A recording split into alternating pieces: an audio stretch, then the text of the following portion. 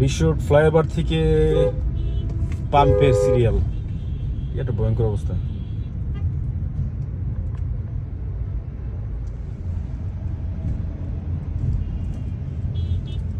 এটা হচ্ছে নিকুঞ্জ যে পাম্পটা আছে, এই পাম্পের সিরিয়াল একদম বিশ্ব রোডের ফ্লাইওভার থেকে শুরু হয়েছে।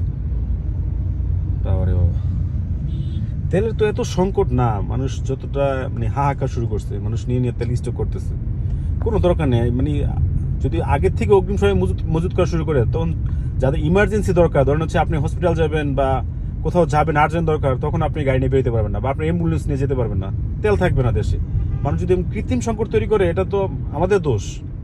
আপনি এরকম কেন ভাই? একটা জায়গায় সমস্যা হচ্ছে, সেই সমস্যার থেকে যদি সবাই আরো এটার সমস্যার মানে বাড়ায় তুলি, নিজের ইচ্ছা করে আরো ক্রিয়েট করি, দেখেন কোনো, আমার তো মনে হয় না এত গাড়ির এত তেল নেওয়ার দরকার আছে। সবাই নিয়ে স্টক করতেছে, সামনে ঈদ, এই জন্য সবাই তেল লাগবে নিয়ে স্টক করতেছে। ভাই এটা কি দরকার?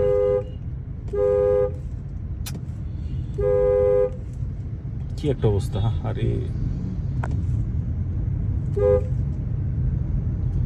সমস্যাগুলো আমরা নিজেরাই তৈরি করি, আসলে